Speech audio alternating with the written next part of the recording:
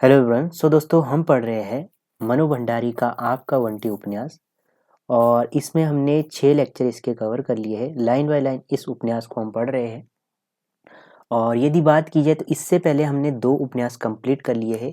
एक तो आपका तमस हमने कंप्लीट कर लिया है, ठीक है, और साथ में ही आपका शेखर एक जीवनी उपन्यास को भी हमने कंप्लीट कर लिया है, ठीक है। तो ये हमने लाइन बाय लाइन कंप्लीट किए इन उपन्यासों को। तो इसके बाद हम आपका बंटी पढ़ रहे हैं। ये आपका यूजीसी नेट की जो यूनिट 6 है उसमें आपको ये उपन्यास देखने को मिलते हैं और जो पीजीटी हिंदी का जो एचपीपीएससी का जो सिलेबस है उसमें भी आपको ये उपन्यास देखने को मिलता है। तो शुरू करते हैं आज के सेशन को। बंटी का स्कूल क्या खुला, उसका बचपन लौट आया। आगे कंटिन्यू कर रहे हैं हम, ठीक है। बंटी का स्कूल क्या खुला, उसका बचपन लौट आया। बंटी छुट्टी के बाद पहले दिन स्कूल जाना कभी अच्छा नहीं लगता, पर आज लग रहा है अच्छा ही नहीं खूब अच्छा लग रहा है। सवेरे उठा तो केवल हवा में ही ताजगी नहीं थी, उसका अपना मन जाने कैसी ताजगी में भरा भरा थिरक रहा था। मम्मी मेरे मोजे कहाँ हैं? मोजे मतलब जुराबे। लो दूध लाकर रख दिया, पहले कपड़े तो पहन लूं, देर नहीं हो जाएगी। बैग तो ले जाना ही है, किताबें जो मिलेगी। के शोर में तीनों कमरे गूंज रहे हैं। बहुत दिनों से जो बच्चा घर में गायब था जैसे अचानक लौट आया हो। जल्दी जल्दी तैयार होकर उसने बस्ता उठाया। बस्ता भी क्या, एक कॉपी पेंसिल डाल ली। कौन आज पढ़ाई होगी? बस के लिए सड़क पर पार करके वह कॉलेज के फाटक पर खड़ा हो गया। मम्मी उसे घर के फाटक तक छोड़कर वापस लौट रही। बरामदे की सीढ़ियां चढ़कर मम्मी अंदर गुम हो गई तो सामने केवल घर रह गया, छोटा सा बगला बंगला नुमा घर, जो उसका अपना घर है, जो उसे बहुत अच्छा लगता है। और एकाएक ही ख्याल आया, इसी घर में पता नहीं क्या कुछ घट घट गया है। इन छुट्टियों में उसने जल्दी से नजरें हटा ली, तभी दूर से दूर उड़ाती हुई बस आती दिखाई दी। बंटी ने खट से बस्ता उठाया और बस के रुकते ही लपक कर उसमें चढ़ गया। दौड़ता हुआ टीटू चला आ रहा है, लेट लतीफ। बंटी इधर आ जा, यहाँ जगह है। बहुत सारी थी, पर क्लास ने एक और सरक कर उसके लिए खास जगह बनाई। बंटी यार इधर इधर आकर बैठ, भीभू उसे अपनी ओर खींच रहा है। भीभू भी उसका फ्रेंड है, ठीक है। बंटी अपने को बड़ा महत्वपूर्ण महसूस करने लगा और बैठते ही उसका अपना चेहरा बच्चों के परिचित उत्फुल्ल चेहरों के बीच मिल गया। बस चली तो सबके बीच हंसते बतियाते उसे ऐसा लग रहा जैसे सारे दिन खूब सारी पढ़ाई करके घर की ओर लौट रहा है। तभी ख्याल आया, धत वह तो स्कूल जा रहा है। बस जैसे भाजी मार्केट बातें बातें, कौन कहाँ कहाँ गया, किसने क्या क्या देखा, छुट्टियों में कैसे कैसे मौज उड़ाई, अनंत विषय थे। सबके पास कहने के लिए कुछ ना कुछ था। बंटी क्या कहे? वह खिड़की से बाहर देखने लगा, शायद कोई उससे भी पूछ रहा है। कुछ नहीं कहना उसे। मेरे मामा आए हैं, एक साइकिल दिला गए, 2 पहिए वाली। हम तो दिल्ली में कुतुब मीनार देख आए। तब न चाहते हुए भी मन में कहीं पापा पापा का मैं कहूँ कलकत्ता कलकत्ते का काल्पनिक चित्र उभर भी आया। क्यों रे बंटी, तू कहीं नहीं गया इस बार? पिछली बार तो मसूरी घूम कर आया था, तो पहली बार बंटी कहाँ घूमा? मसूरी नहीं, बंटी ने धीरे से कहा, सारी छुट्टियां यहीं रहा। हाँ, मम्मी ने खस के पर्दे लगा लगा कर सारा घर खूब ठंडा कर दिया था, मसूरी से भी ज्यादा। बस फिर क्या था? और खस के उन पर्दों की ठंडक जिसने शरीर से ज्यादा मन को ठंडा कर रखा था, फिर मन में उतर आई। बंटी फिर बाहर देखने लगा, पर बाहर सड़कों पर चलते हुए लोगों के बीच कभी वकील चाचा दिखाई देते तो कभी मम्मी का उदास चेहरा, कभी पापा दिखाई देते तो कभी भिन्नाती हुई फूफी। कितनी बातें हैं उसके पास भी कहने के लिए, पर क्या वह सब कही जा सकती है? मान लो वह किसी को बता भी दे तो कोई समझता है? एकदम बड़ी बातें। यहाँ तो वह है जो एकाएक समझदार बन गया। वे भीभू, कैलाश, दीपक, टॉमी, कोई समझ तो ले देखे। देखो ये वाला क्रम आपने ध्यान में रखना है। पूछा जा सकता है, भीभू आता है, कैलाश, दीपक, टॉमी, ये इसके मित्र है, ठीक है, क्लास के मित्र। ठीक है, तो देखो यहाँ पर क्या बताने की कोशिश कर रहा है लेखिका, तो मनु भंडारी जी बताने की कोशिश कर रही है कि एक छोटा सा बालक कितना जल्दी समझदार हो जाता है, तो ये बताने का प्रयास कर रही है। तो मेंस होगा उसके लिए यहाँ से क्वेश्चन बन सकता है, पर अपनी इस समझदारी पर उसका अपना ही मन जाने कैसा भारी भारी हो रहा है। बस जब स्कूल के फाटक पर आकर रुकी तो एक दूसरे को ठकेलते बच्चे नीचे उतरने लगे। नीचे खड़े सर बोले, धीरे धीरे धीरे बच्चों धीरे, तुम तो बिल्कुल पिंजरे में से छूटे जानवरों की तरह। तो बंटी को लगा जैसे वह सचमुच ही किसी पिंजरे में से निकल कर आया है। बहुत दिनों बाद सामने स्कूल का लंबा चौड़ा मैदान दिखाई दिया तो हिरन की तरह चौकड़ी भरता हुआ दौड़ गया। गर्मियों का सूखा रेतीला मैदान इस समय हरी हरी घास के कारण बड़ा नर्म और मुलायम हो रहा है, जैसे एकदम नया हो गया। ठीक है, यहाँ से एक जो छाया चित्र है मेरे मन में भी उभरा। जैसे कि हमारे को छुट्टियाँ होती थी तो उसके बाद भी ऐसा ही दृश्य देखने को मिलता था।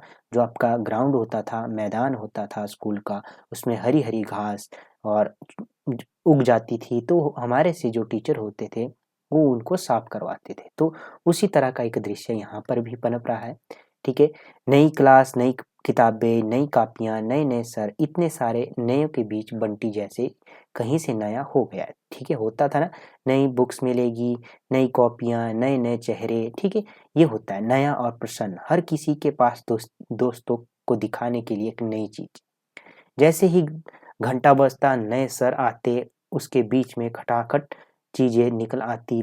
प्लास्टिक के प्लस तस्वीरों वाली डायरी, 3 रंगों की डार्ट पेंसिल और जरा दिखा तो यार बस 1 मिनट के लिए का शोर यहाँ से वहाँ तक तैर रहा है। ठीक है, ये भी आपने ध्यान में रखना है क्या क्या था। ठीक है, मेरे पास बहुत बड़ा वाला मैकेनो है, इतना बड़ा कि स्कूल में तो आ ही नहीं सकता। कलकत्ते से आया है, कोई भी घर आए तो वह दिखा सकता है। एक क्षण को उंगलियां एक दूसरे पर चढ़ी और फिर झट से हट भी गई। कुछ नहीं होता, कोई पापा वापा नहीं लगता, पाप बाप नहीं लगता।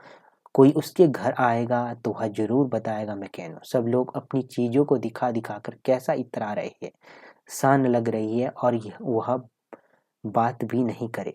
भीबू, तू शाम को आ जा अपने भैया के साथ, बहुत चीजें बतानी है उसकी। पुल, सिग्नल, पंचक्की, क्रेन। ख्याल आया उसने भी तो अभी तक सब कुछ बना कर नहीं देखा है। भीबू आ जाए तो फिर दोनों मिलकर बनाएंगे, और भीबू नहीं आया तो वह खुद बनाएंगे। यह तो कोई बात हुई नहीं भला। स्कूल की बातों में भरा भरा बंटी घर लौटा। खाली बस्ता भी नई नई किताबों से भर गया। मम्मी अभी कॉलेज में है। उसके आने के 1 घंटे बाद घर आती है। बंटी दौड़कर फूफी को ही पकड़ लाया। अच्छा, एक बार इस बस्ते को तो उठा देखो। क्या है बस्ते में? उठाकर तो देखा, एकदम ललकारते हुए बंटी ने कहा। फूफी ने बस्ता उठाया। ए लो, इतना भारी बस्ता, ये कब? अब तुम इतना बोझा ढो ढो कर ले जाया करोगे?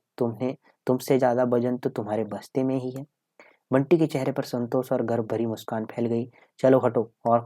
फिर फिर खट से बस्ता उठाकर सैनिक की मुद्रा में 4-6 कदम चला और फिर बोला, रोज ले जाना पड़ेगा। अभी तो यह भार और पड़ी है। चौथी क्लास की पढ़ाई क्या यूं ही होती है? बहुत किताब पढ़नी पड़ती है। फिर एक एक किताब निकाल कर दिखाने लगा। यह हिस्ट्री की है, कब कौन सा राजा हुआ, किसने कितनी लड़ाइयाँ लड़ी, सब पढ़ना पड़ेगा, समझी? और हिस्ट्री के राजा कहानियों के राजा नहीं होते, झूठ मूठ वाले, एकदम सच्ची मुच्ची के राजा भी सच, लड़ाइयाँ भी सच। और यह ज्योग्राफी है, यह जनरल साइंस है, यह एटलस है। हिंदुस्तान का नक्शा पहचान सकती हो? लो, अपने देश को भी नहीं पहचानती? देखो, यह सारी दुनिया का नक्शा है। इसमें जो यह जरा सा दिख रहा है ना, यही हिंदुस्तान है। इसकी हिंदुस्तान में अपना शहर है, इसी हिंदुस्तान। और फिर उस शहर में अपना घर है, और फिर उस घर में अपनी रसोई है, फिर उस रसोई में एक फूफी है। हा हा हा, बंटी जोर से हंसने लगा।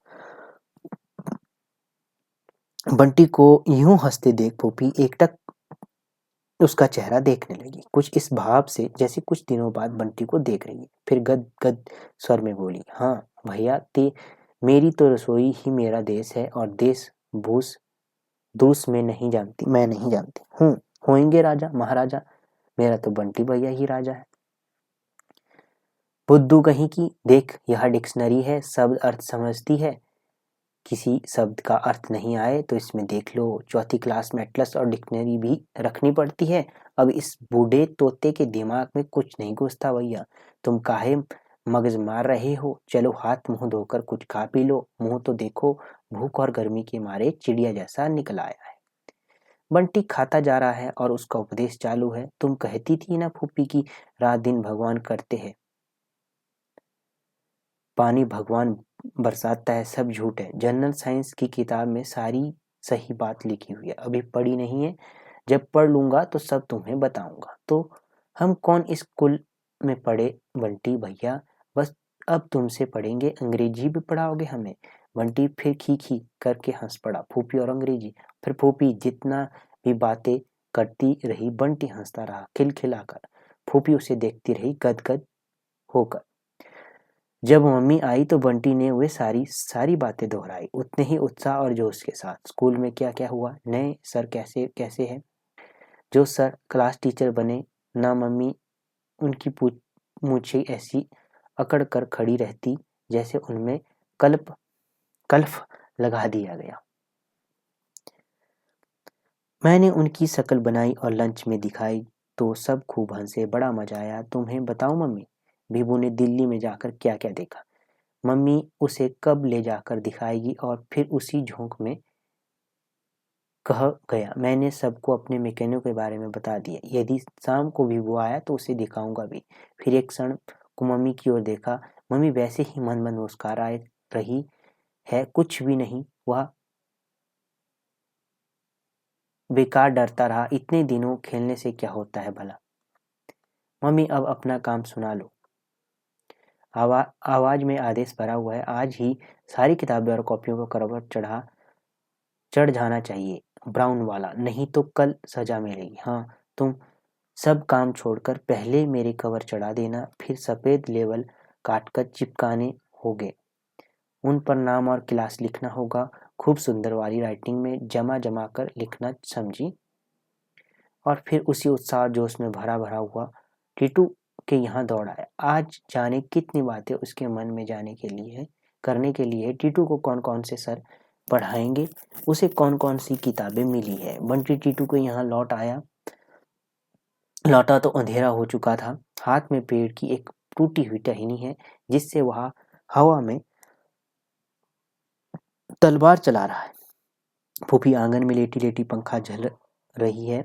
यह बरसात की गर्मी तो मार के रख देती है, आदमी को हवा का नाम नहीं है। कहीं एक बार जोर से बरसे तो बरसों राम धड़ाके, ये फूफी मर गई फाके से। तो ये वाला भी ध्यान में रखना है आपने। हाँ, अब तुम हमें मारोगे ही।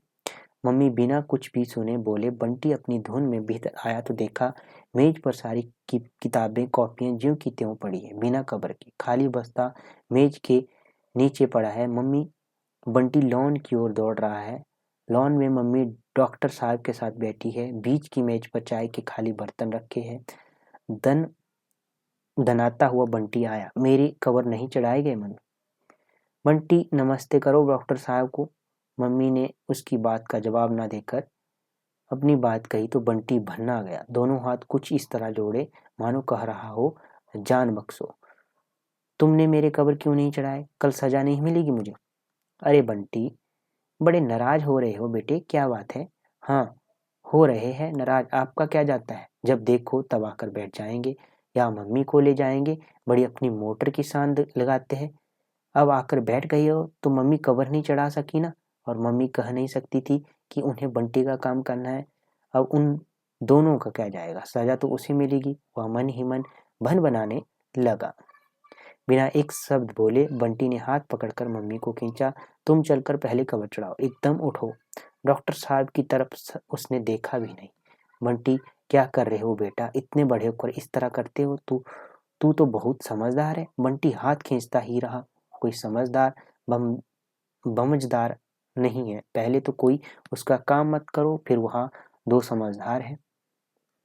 चलो ना, इतनी देर तो हो गई है, फिर कब चढ़ाओगे? बंटी रोने को ही हो आया। मैंने कहा ना मैं चढ़ा दूंगी। मम्मी जैसे झुंझला आई थी, उन्होंने अपना हाथ खींच लिया। एकाएक डॉक्टर साहब उठ खड़े हुए। चलो तुम बंटी का काम करो, मैं तो वैसे भी चलने ही वाला था। 8:30 बजे एक जगह पहुंचना भी है। सब लोग मम्मी को आप कहकर बोलते हैं, और ये कैसे तुम कर रहे हैं? इतना भी नहीं मालूम कि मम्मी प्रिंसिपल है? प्रिंसिपल को आप कहा जाता है ही नहीं कि नहीं? मम्मी ने 1-2 बार ठहरने का आग्रह किया, पर वे चल पड़े। मम्मी उन्हें छोड़ने के लिए मोटर तक गई। बंटी जानता है कि मम्मी आते ही उसे डांटेगी। ऐसे बोलते हो, ऐसे करते हो, तमीज कब आएगी? वह आजकल कुछ कहता नहीं तो मम्मी ने उसकी बात सुनना ही छोड़ दिया था। ना कभी साथ लेकर जाती, ना कहानी सुनाती, पहले की तरह उसके साथ खेलती ही नहीं। पर ये सारे के सारे तर्क मिलकर भी उसके अपने ही मन में अभी की हुई बदतमीजी को कम नहीं कर पा रहे थे। जैसे ही मम्मी लौट कर आई, बंटी ने रोना शुरू कर दिया, जोर से, इतनी देर से तो हो गई, अब कब चढ़ेगी कवर? दोषी मम्मी को ही बना कर रखना है। चल कवर चढ़ाती हूँ। इसके अलावा मम्मी ने एक शब्द भी नहीं कहा। तो बंटी को खुद एक अजीब तरह की बेचैनी होने लगी। डांट खाने वाले काम पर भी मम्मी का यूं चुप रह जाना उसे डांट से ज्यादा कष्ट देने लगा। डांट देते तो उनकी डांट से उसकी सारी बदतमीजी कट जाती, हिसाब बराबर कर। पर अब तो सारा दोष जैसे उसी के सिर है। कुछ गलत कर डालने के बोझ से दवा सहमा सा वह भीतर आया। मम्मी ने सारी किताबें नीचे उतारी और बोली, ला ब्राउन पेपर कहाँ है? मेरे पास कहाँ है ब्राउन पेपर? तब कैसे चढ़ाऊंगी कवर? और मम्मी हाथ पर हाथ धरकर बैठ गई। मैं क्या जानूं, तुम्हें मंगवा कर नहीं रखना चाहिए था? मैंने तो आते ही कह दिया था। बस बंटी को जैसे अपने व्यवहार के लिए फिर एक सहारा मिल गया और मन में फिर ढेर ढेर सारा गुस्सा उफनने लगा। मम्मी चुप, तुम्हें मेरी बिल्कुल परवाह नहीं रह गई है? मत करो मेरा कोई भी काम, बस डॉक्टर साहब के पास बैठकर चाय पियो। तुम्हारा क्या है सजा तो मुझे मिलेगी। मैं अब स्कूल ही नहीं जाऊंगा, कभी नहीं जाऊंगा, कभी भी। और बंटी फूट फूट कर रोने लगा। मम्मी ने पकड़कर उसे अपनी ओर खींचा। पागल हो गया है? एक दिन कवर नहीं चढ़ाएंगे तो क्या हो गया? कोई सजा नहीं मिलेगी?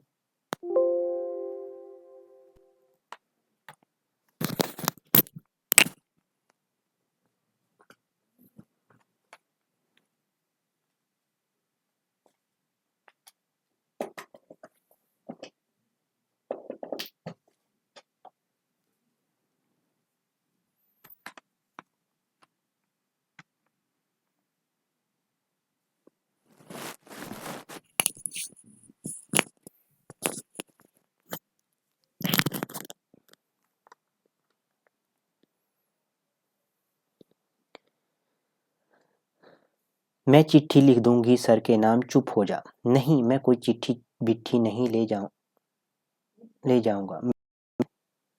मैं स्कूल भी नहीं जाऊंगा, गंदी कहीं की।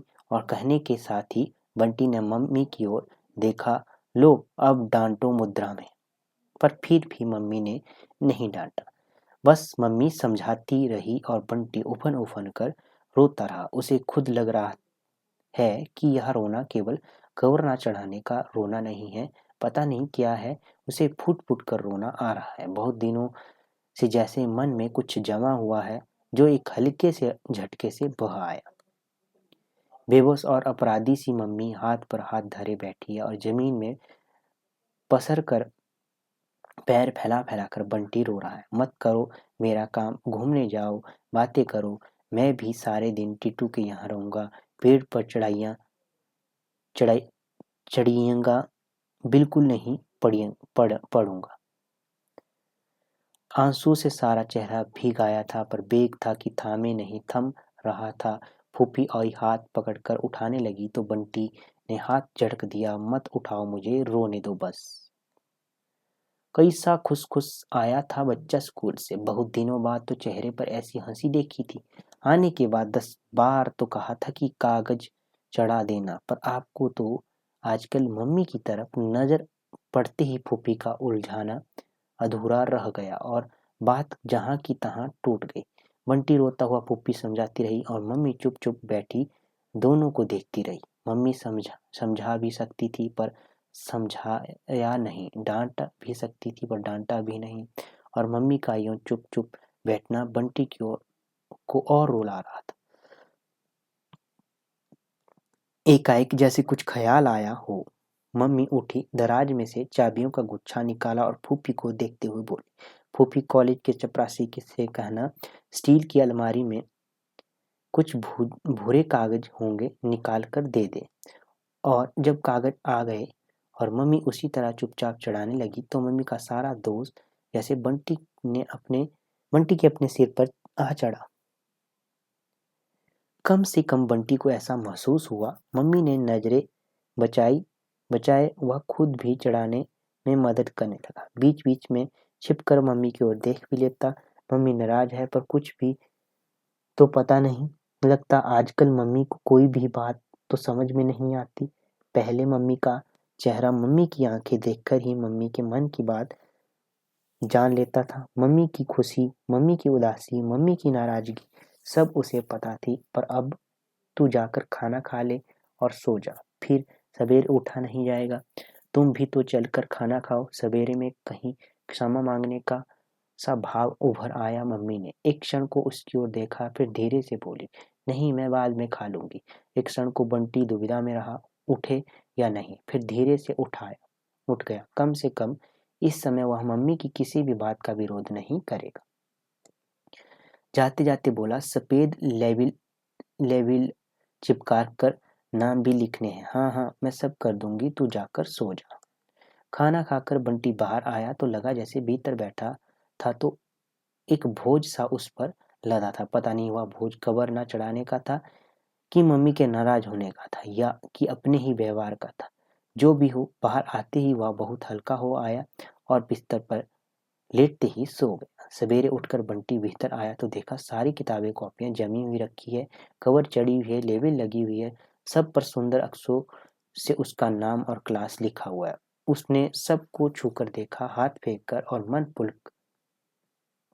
पुलक आया। पर साथ ही एक क्षण को मन में कल का वह सब कुछ तैर गया। जैसे भी होगा मम्मी को खुश करेगा। दौड़कर आंगन में आया, मम्मी बैठी अखबार पढ़ रही है। गले में हाथ डालकर वह झूल गया। मम्मी मेरी, उसकी समझ में नहीं आ रहा था कि कैसे अपनी खुशी जाहिर करे, कैसे मम्मी का गुस्सा दूर करे। और जब कुछ भी समझ में नहीं आया तो मम्मी के गाल पर एक किस्सू दे दिया। मम्मी ने खींचकर उसे अपने सामने किया, उसके दोनों कंधों पर हाथ रख के उसे देखती रही, बस देखती रही। ना कुछ कहा ना प्यार किया। क्या था उस नजरों में? गुस्सा, फटकार, प्यार, खुशी? बंटी हुई थी तो नहीं समझ पाया। जा जल्दी से जाकर तैयार हो जा, देर नहीं हो जाएगी स्कूल में। मम्मी ने बिना एक बार भी प्यार किए उसे भगा दिया। तैयार होते होते बंटी के दिमाग में यही बात घूमती रही, मम्मी ने उसे एक बार भी प्यार नहीं किया। पहले कभी वह मम्मी के गाल पर किस्सू देता, फिर मम्मी बदले में ढेर सारे किस्सू देती, बाहों में भर कर खूब खूब प्यार करती। मम्मी क्या उससे नाराज है? नहीं, नाराज भी तो नहीं लगती। पता नहीं मम्मी बदल गई है, पहले ही की तरह तो बिल्कुल ही नहीं रही। और थोड़ी देर पहले की अपराध भावना और पश्चाताप फिर गुस्से में घुलने लगा। पर इस बार का गुस्सा मम्मी की जगह डॉक्टर जोशी के लिए था। क्यों आते हैं यहाँ इतना? बंटी बड़ी बड़ी खुशी तैयार हो रहा है। आज कितने दिनों बाद मम्मी ने उसे बाहर ले जाने के लिए कहा। कॉलेज में आते ही बोली, बंटी तैयार हो जाना, आज घूमने चलेंगे। तो एक क्षण को तो वह मम्मी को ऐसे देखता रहा मानो विश्वास ही नहीं हो रहा हो। इधर तो मम्मी ने एक तरह से उसे घुमाना ही छोड़ दिया था। कभी कभी जाती है तो अकेले, उससे पूछती तक नहीं, बस कह देती है मैं जा रही हूँ। ऐसा करना चाहिए मम्मी को। उसका क्या है मत पूछो। वह भी टीटू के यहाँ खेलने चला जाता है, फूफी को लेकर कुन्नी के यहाँ चला जाता है, अपने खिलौने निकाल देता है। पापा वाले ऐसे क्या देख रहा है? बता तो कहाँ चलेगा आज? कंपनी बाग। तो बंटी ने घूमने जाने का आग्रह कहाँ किया? कंपनी बाग में। क्या पहनेगा? अच्छे से कपड़े निकाल ले। मम्मी बहुत खुश लग रही है आज, आजकल पहले की तरह उदास तो नहीं रहती। बहुत खुद तैयार हो गया। अब मम्मी का तैयार होना देख रहा था। एक एक सीसी खुलती और चेहरे पर चढ़ती, पर हर परत के साथ मम्मी का चेहरा जैसे नया होता जा रहा है। पाउडर की सफेदी और होंठों की लाली के बीच में ठोडी का तिल कैसा चमक रहा है। एकाएक मन हो आया मम्मी का तिल छू ले। कितने दिनों से उसने मम्मी का तिल ही नहीं छुआ। सजती हुई मम्मी उसे सुंदर लग रही है, पर हिम्मत नहीं हो रही है कि पास जाए। पता नहीं आजकल उसके और मम्मी के बीच कुछ हो गया है। आज वह मम्मी के साथ खूब झूमेगा, खूब खेलेगा, मम्मी को खूब हंसाएगा भी। फिर रात में बिना कही मम्मी के पलंग में घुस जाएगा और उनके तिल पर हाथ फेरकर कहानी सुनाएगा। बस एक ही बहाना नहीं सुनेगा। मम्मी ने अलमारी खोलकर एक डिब्बा निकाला और उसमें से बैंगनी रंग की साड़ी निकालकर पहनने लगी, सुंदर और एकदम नई।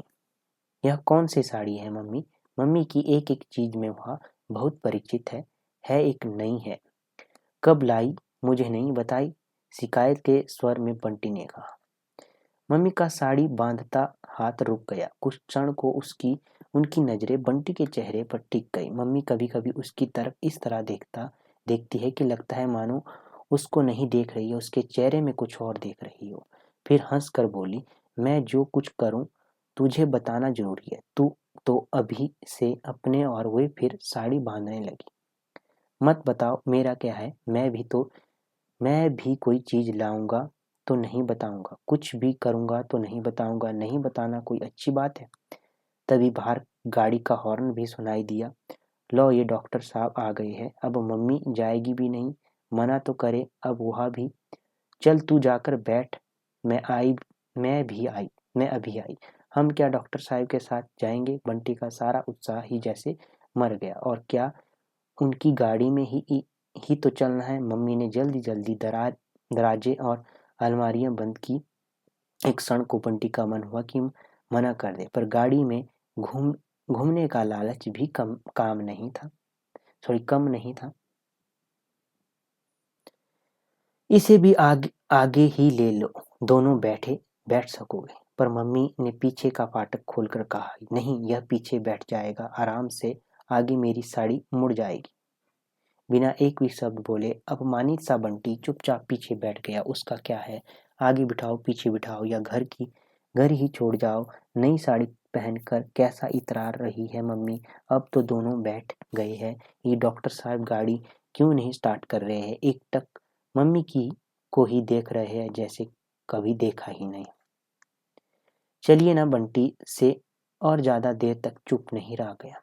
अच्छा बंटी बेटे, आज का प्रोग्राम सिर्फ तुम्हारे लिए है, बोलो तो कहाँ चलना पसंद करोगे? बात डॉक्टर साहब का यूं पूछना बंटी को अच्छा लगा। कंपनी बाग की फरमाइश की बंटी ने। पहले बच्चों को ले चलिए, लीजिए फिर वहीं चलते हैं। मम्मी के कहते ही डॉक्टर साहब ने ओके कहा और कार चला दी। बंटी मन ही मन जैसे भून गया, धतेरे की यह भी कोई घूमना हुआ। मम्मी खुद तो अकेले अकेले घूमती है डॉक्टर साहब के साथ, पर आज उसे घूमने की बात कही तो सबको बटोर लो। फिर क्यों झूठ मूठ कहती है कि चल तुझे घुमा लाते हैं? यूं कहो ना, सबको घुमाना है, कौन से बच्चे हैं? और मन में पापा के साथ घूमने वाला दिन तैयार गया। बिल्कुल अकेले। बंटी बेटा, आज तुम्हें अपने बच्चों से मिलाएंगे। हमारे यहाँ एक दीदी है, जोत। तो ये किसकी है? डॉक्टर साहब की बेटी है जोत दीदी। एक छोटा भैया है अमी, जिसका नाम अमी है। एक छोटा भैया है और एक दीदी है। दीदी बहुत सीधी और समझदार है, और अमी का नाम अमित है। अमित बहुत शैतान, एकदम पाजी। शैतानी करे तो तुम कान खींच देना उसके। मम्मी हंस हंस क्यों रही है? यह कोई हंसने की बात है? चुपचाप चुटकुला सुनाया डॉक्टर साहब ने। क्या कोई चुटकुला सुनाया डॉक्टर साहब ने?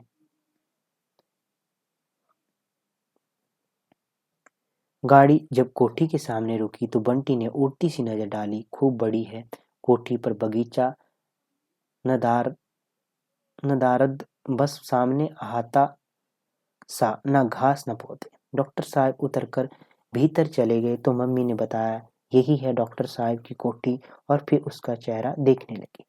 दरवाजे में घुसते ही बाईं ओर एक छोटा सा मकान जैसा बना, जिस पर बड़ा सा बोर्ड लगा है। हर जगह दिखाई देने वाला बोर्ड, लाल तिकोन, 2 या 3 बच्चे बस। यह क्या है मम्मी? डॉक्टर साहब की डिस्पेंसरी। सवेरे डॉक्टर साहब यहाँ बीमारों को देखते हैं। आंटी हल्का नीला फ्रॉक पहने एक लड़की दौड़ती चली आ रही है, और पीछे पीछे एक लड़का। दोनों के चेहरों में खुशी ऐसे छलकी पड़ रही है। तो मम्मी इन बच्चों को भी नहीं जानती, बस वही नहीं जानता। देखो जोत, यह है बंटी। आज तुम लोगों की दोस्ती करवा देते हैं, फिर कभी तुम इसके पास आ जाना, कभी यह तुम्हारे पास आ जाएगा। जोत उसे देख रही है, पर वह जैसे अपने में ही सिमटता जा रहा है। मैं खिड़की के पास बैठूंगा, अम्मी ने आते ही घोषणा कर दी, और पीछे का फाटक खोलकर वह बड़े अधिकार भाव से भीतर बैठ गया। बंटी को लगा अपनी चीज होने पर ही ऐसा अधिकार भाव आ सकता है। वह चुपचाप एक और को सरक गया। दूसरे फाटक में जोत खुशी तो वह बीच में सरक गया। बीच में बैठना भी कोई बैठना होता है। अब कुछ देख सकता है वह दूसरे की गाड़ी में, वह कहे भी क्या, पर मम्मी तो कह सकती है कि दोनों में से कोई एक चीज एक बीच में बैठ जाए और बंटी को खिड़की पर बैठने दे। वे तो बंटी को घुमाने लाई थी। झूठ उसे नहीं करनी दोस्ती किसी से। आगे से वह कभी आएगा भी नहीं इनके साथ। डॉक्टर साहब मम्मी आगे की खिड़कियों पर बैठे, और जोत और अमित पीछे की खिड़कियों पर। बस वही पालतू सा बीच में बैठा है। घास पर मम्मी और डॉक्टर साहब अपने अपने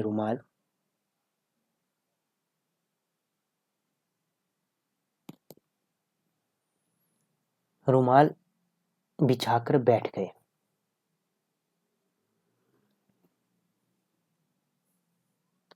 आओ, जाओ खेल आओ अब तुम लोग।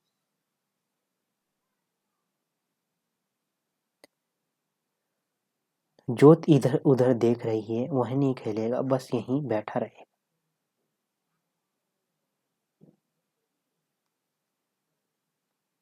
ये मम्मी इतना सटक कर क्यों बैठी है डॉक्टर साहब से? ऐसे तो कभी मम्मी किसी के साथ नहीं बैठती। बंटी को बहुत अजीब लग रहा है, अजीब और बहुत खराब भी। वह दोनों के बीच घुसता हुआ बोला, मैं नहीं खेलूंगा मम्मी, मन नहीं हो रहा है।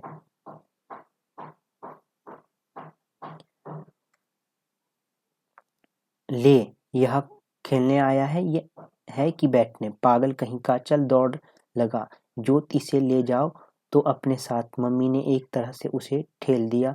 जोत उसका हाथ पकड़कर खींचने लगी तो मजबूरन उसे उठना पड़ा।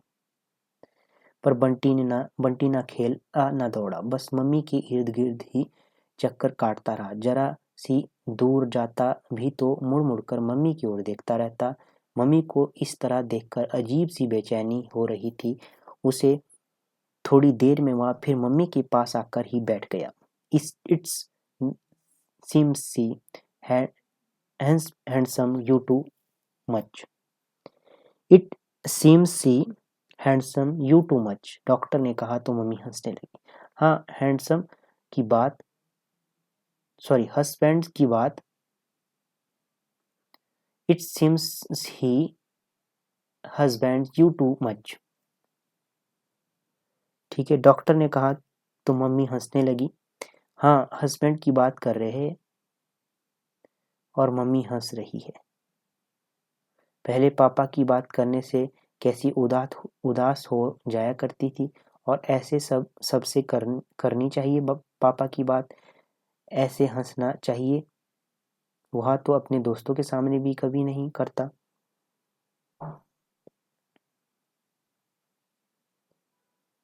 जाने क्यों बंटी का मन गुस्से में सुलगने लगा।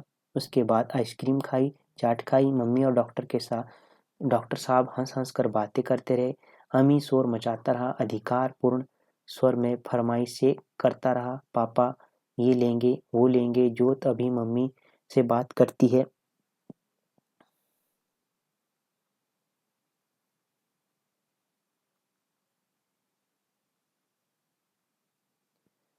कभी डॉक्टर साहब से। बस केवल बंटी था जो चुप था, सबसे अलग और सबसे अकेला। एक मम्मी ही तो उसकी थी, पर वे भी उन्हीं लोगों में जाकर मिल गई।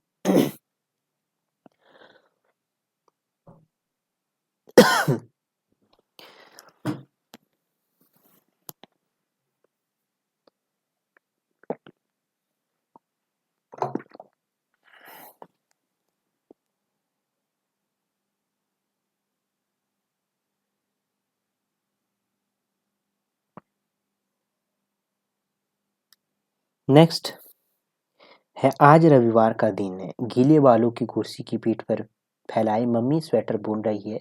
बंटी ढेर सारे रंग और ब्रश लेकर एक चित्र बना रहा है। सवेरे के समय अब धूप में बैठना अच्छा लगने लगा है। फूफी ने सारे आंगन में चटाइयां डालकर दालें और गेहूं फैला रखे हैं। फूफी को इसका ही बड़ा शौक है। जब देखो कोई ना कोई चीज धूप में फैलाए रखेगी, कभी गेहूं डाले तो कभी गद्दे रजाइयां। फूफी का बस चले तो बंटी को भी ले जाकर खड़ा कर दे। अरे जरा घंटे भर धूप में उलट पलट दे, नहीं तो सफेद फंफूद आ जाएगी। दो चार ब्रश मारकर बंटी एक बार जरूर मम्मी को देख लेता। यूं उसकी तरफ मम्मी की पीठ पर जब वह देखता तो उसके सामने मम्मी का चेहरा ही उभरता है, मानो चेहरा पीठ पर उठ आया हो। एकदम बदला हुआ चेहरा। वह क्या जानता है, क्या जानता नहीं मम्मी कितनी बदल गई है इन दिनों, पर अच्छी हो गई है या बुरी यह तय नहीं कर पा रहा है। कभी कभी देखता है तो अच्छी लगती है, पर फिर जाने क्या हो जाता है, एकदम बुरी लगने लगती है। बुरी तो आजकल हो ही गई है। मम्मी उससे तो बहुत पहले से मालूम था कि मम्मी के पास अपने को बदलने का जादू है, पर कैसा है और कहाँ है यह आज तक नहीं जान पाया। मम्मी के पीछे इधर उधर काफी ताक झांक और छानबीन भी हो की, पर कुछ पता नहीं लगा। पहले वाली मम्मी होती तो सीधे मम्मी से ही पूछ लेता, पर अब इन वाली मम्मी से कुछ पूछा जा सकता है भला? अभी भी मम्मी सवेरे सामने बैठकर दूध पिलाती, शाम को पढ़ाती, बातें करती, पर क्या वह जानता नहीं कि मम्मी ने उसे दूध पिलाती है, ना पढ़ाती है, ना उससे बातें करती है।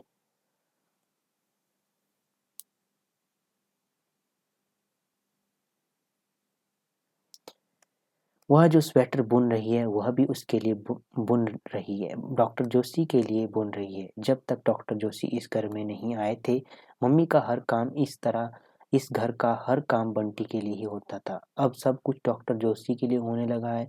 वह सब जानता है, हो उसका क्या जाता है।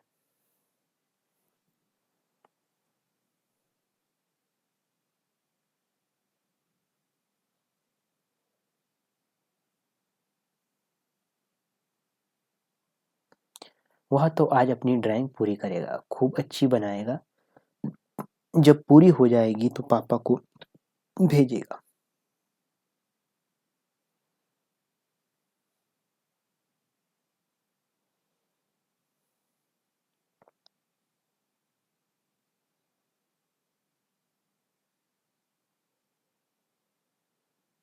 जब पूरी हो जाएगी तो पापा को भेजेगा। पापा की चिट्ठी को भी चिट्ठी लिखेगा। लिखेगा कि गत्ता चिपकाकर या शीशे में मड़वाकर अपने कमरे में लगा लीजिए।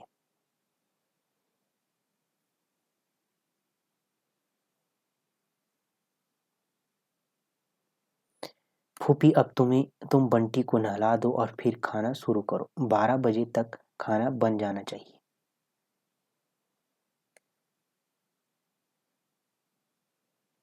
फूफी कुछ जवाब नहीं देती। फूफी भी आजकल नाराज है मम्मी से, इसलिए उसे और ज्यादा अच्छी लगने लगी है फूफी। अच्छा, धीरे धीरे सब नाराज हो जाएंगे, पर मम्मी को आजकल प्रभाव ही रह गई है किसी दिन डॉक्टर जोशी भी नाराज हो जाएंगे ना, तब पता लगेगा। बंटी जाओ बेटे, फूफी से नहा लो। नहीं, मैं अपने आप नहाऊंगा, कागज पर रबड़ घिसते हुए बंटी ने कहा। बेटा, इतवार के दिन फूफी ने से नहा लो, अपने आप ठीक से साफ नहीं हुआ जाता तुमसे। क्यों नहीं हुआ जाता? खूब हुआ जाता है, मैं अपने आप ही नहाऊंगा। मम्मी चाहती है कि बंटी नहा धोकर तैयार हो जाए अभी से। आज डॉक्टर साहब जो आने वाले बच्चों को लेकर, वहाँ नहीं चाहता, वहाँ तो मम्मी ने उन लोगों को यहाँ बुलाएं, उसका क्या जाता है। जोत से वह बात कर लेगा। जोत उसे अच्छी लगती है, पर वह बंदर जैसी कैसी शान लगाता है, मेरे खिलौने मेरी गाड़ी।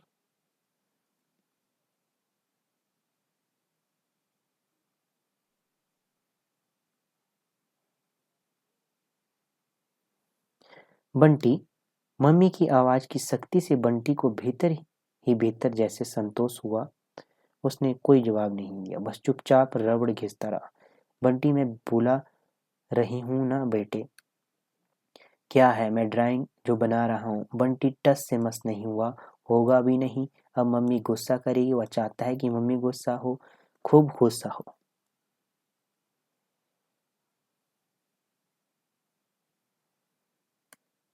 पर उसके बाद मम्मी कुछ नहीं बोली, मजे से बोली, बुन गई।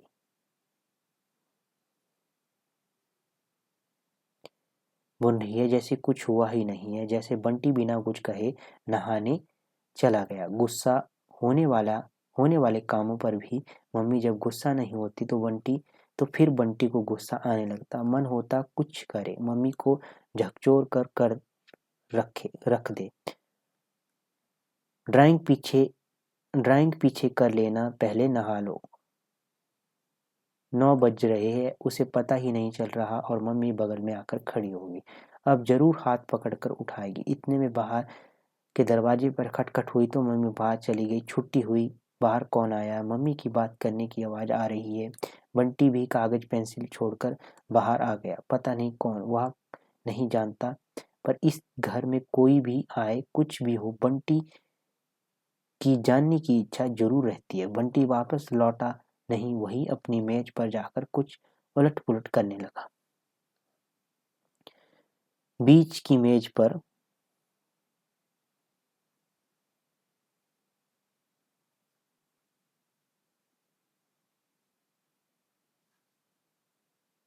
बीच की मेज पर 2-3 मोटी मोटी किताबें रखी है, और एक किताब मम्मी पलट रही है। दूसरे में बंटी को रंग बिरंगे तस्वीरें दिखाई दी तो वह भी चुपचाप मम्मी के पीछे जा खड़ा हुआ। सुंदर सुंदर घर नहीं, कमरे, पलंग, सोफा सेट, ड्रेसिंग टेबल, रंग बिरंगे पर्दे, कुश कुशंस, टेबल लैंप।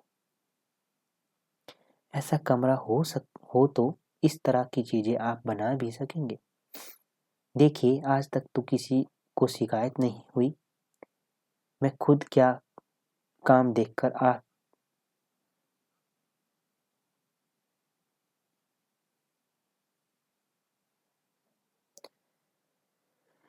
मैं खुद क्या काम देखकर आप ही कुछ कहिएगा।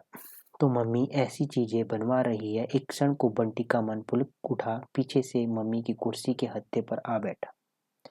बोले, तुझे कैसा सोफा पसंद है, कैसे पलंग पसंद है? मम्मी ने मुस्कुराते हुए उससे पूछा तो बंटी जैसे उत्साह में भर उठा।